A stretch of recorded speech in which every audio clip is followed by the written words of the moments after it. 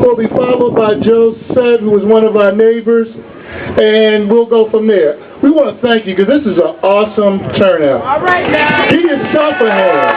Give yourself a hand. Southwest really cares.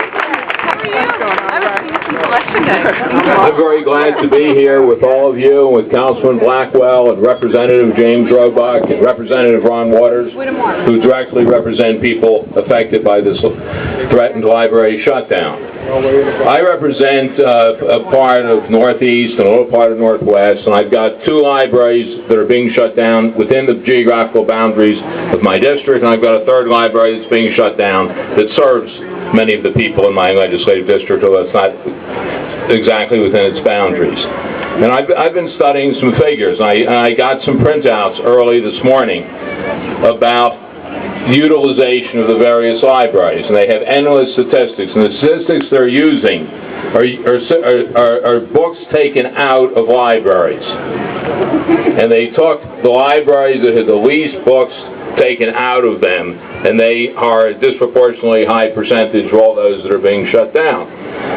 But that doesn't deal with the number of books that are in the libraries in the first place.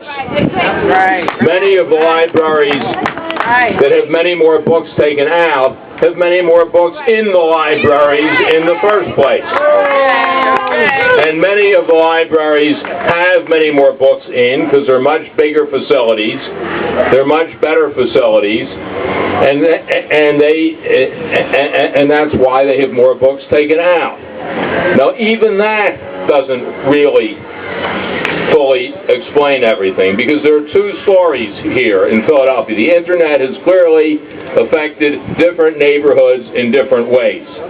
In the more affluent areas, where a very high percentage of the people have home internet access, using that biased statistic of books taken out of libraries, all those areas are showing a steady decrease in the number of books taken out of libraries. And the reason is because the internet gives you the ability to order books quickly over the internet, and often at a discount price. So obviously more affluent citizens of Philadelphia, like more affluent citizens all over the country, are buying more books directly from online ordering sources, and the number of books they're borrowing from the libraries is going down. But in low-income neighborhoods where people don't have internets at home, library usage is going way up. And all of the libraries that are being shut down are among the fastest growing libraries in terms of books taking out.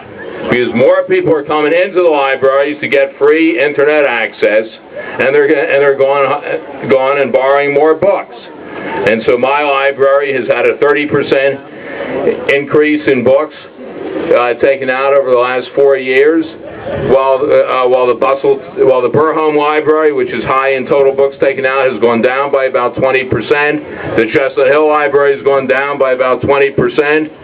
You know, and there's a whole pattern here. All over the city, the story is basically the same. In the lower and moderate income areas, books taken out are going up, and these are the libraries that they're shutting down.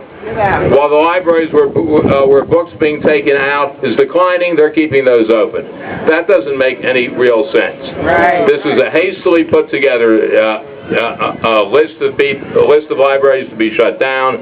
It was based on a single statistic, which is misleading in the extreme, and which shows that it totally ignored the trends.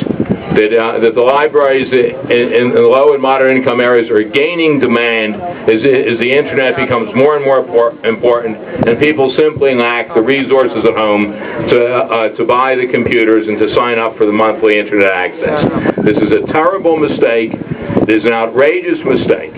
If people in the more affluent areas of Philadelphia really believe that cutting taxes is more important than library service, they can volunteer to cut their libraries.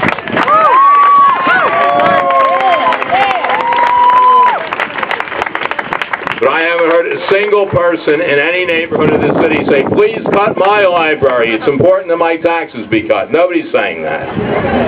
And nobody's going to say that. In the city of Philadelphia, I saw this morning a very nice brochure of all the wonderful things that are going to be happening in the Central Library. They're going to spend $180 million in the Central Library, and it's going to be a real nice library. It's going to be one of the nicest libraries in the country. Well, if they can afford, with their tax dollars and through foundation grants, to spend $180 million for the Central Library, they can spend $8 million a year to keep all these libraries open. We all know that.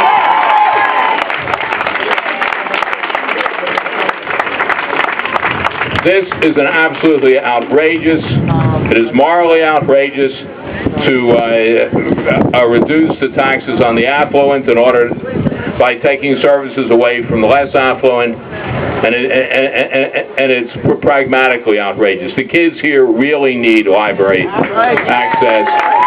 Senior citizens really need library access. Shutting these libraries down is going to create a heck of a lot more problems than it solves. Let's all work together. I'm sure with Councilman Blackwell's help and with the help of many other city councilmen, we're going to be able to reverse this stupid policy. We're going to win this battle. Thank you.